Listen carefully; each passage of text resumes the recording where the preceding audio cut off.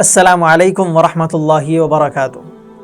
عزیز ناظرین، امانت داری یہ ایمان کا ایک حصہ ہے اور امانت میں خیانت کرنا یہ گناہ عظیم ہے اور ہمیں اس سے بچنا چاہیے، یہ غلط ہے۔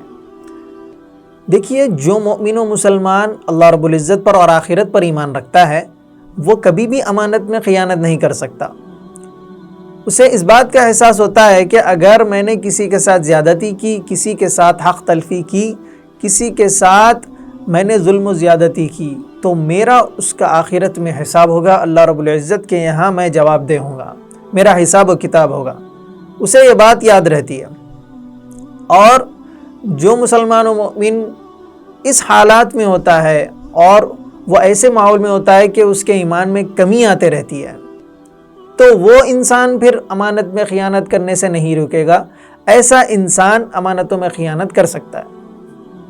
قرآن مجید میں اللہ رب العزت سورہ انفال آیت نمبر 27 میں ارشاد فرماتے ہیں، یا ایھا الذین آمنوا لا تخونوا اللہ والرسول وتخونوا اماناتکم وانتم تعلمون۔ اس کا ترجمہ ہے، اے ایمان والو، اللہ رب العزت اور رسول اکرم صلی اللہ علیہ وسلم کے ساتھ خیانت نہ کرو اور تم جانتے بوجھتے اپنی امانتوں میں بھی خیانت نہ کرو۔ یہ اس کا ترجمہ ہے۔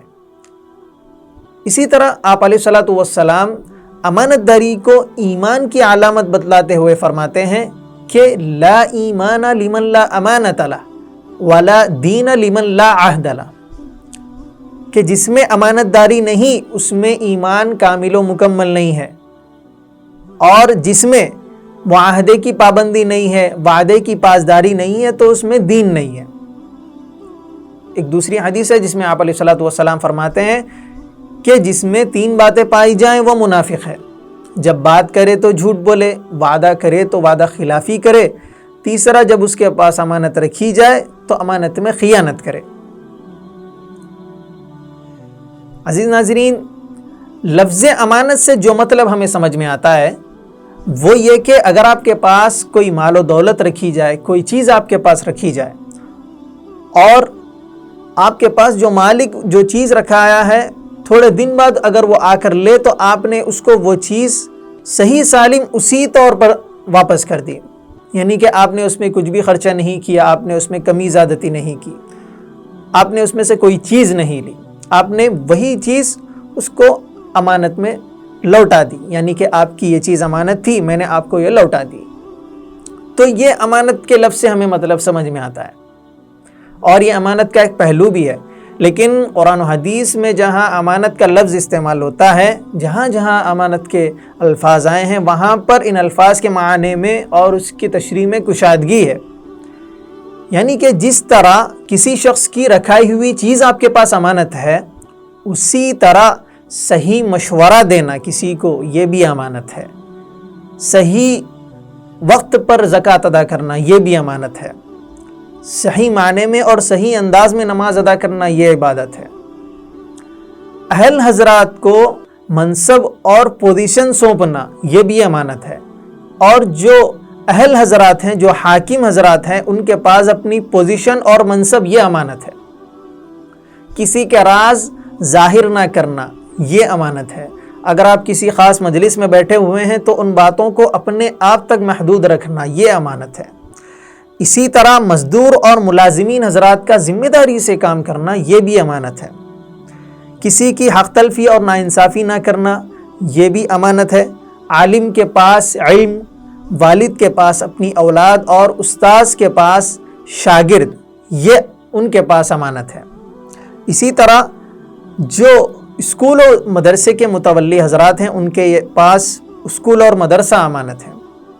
اسی طرح آخر میں ہر انسان کے پاس میں اس کی جان اس کی امانت ہے، اس کے تمام اعضاء اس کی امانت ہے، اس کا ایک ایک لمحہ امانت ہے، یعنی کہ یہ تمام امانتیں ہیں، اور ان تمام امانتوں کے حقوق اگر آپ نے صحیح ادا کر دیے، آپ نے بخوبی انجام نبھایا اور بخوبی اس کو مکمل کار خیر تک پہنچایا، تو آپ نے ان تمام کے امانتوں کے حقوق ادا کر دیے۔ اگر آپ نے ان تمام امانتوں کے حقوق صحیح معنی میں ادا نہیں کیے تو آپ نے ان امانتوں میں خیانت کی۔ تو لہٰذا ہمیں معلوم ہوا کہ صرف امانت کا مطلب کوئی چیز آپ کے پاس کوئی رکھا کر جائے تو وہی امانت نہیں ہوتی. امانت سے مراد ہر وہ چیز ہے جس سے متعلق آپ کا حق جڑ گیا ہو. تو اللہ رب العزت ہم تمام کو امانت دار بنائے، دیانت دار بنائے، ہمیں دین و اسلام پر صحیح معنی میں چلنے والا بنائے. دیکھیے امانت داری کا ایک فائدہ تو دنیا میں ہمیں یہ ملتا ہے کہ لوگ ہم پر بھروسہ کرنے لگتے ہیں. تمام رشتہ داروں میں ہمارا ایک نام بھی ہوتا ہے کہ ہم بھروسے مند آدمی ہیں. وہیں اگر ہم امانتوں میں خیانت کرنے لگتے ہیں تو لوگوں کا ہم پر سے اعتماد و بھروسہ بھی ختم ہو جاتا ہے، لوگ ہم پر اعتماد نہیں کرتے. اور اس کے علاوہ آخرت میں ہمیں امانت دار بننے پر ثواب بھی ملے گا. اسی طرح اگر ہم نے خیانتیں کی ہیں تو اللہ رب العزت بچائے ہمیں اس پر سزا و عذاب بھی ملے گا. اللہ تعالیٰ سے دعا ہے کہ اللہ تعالیٰ ہم تمام کو عمل کی توفیق عطا فرمائے. آمین یا رب العالمین.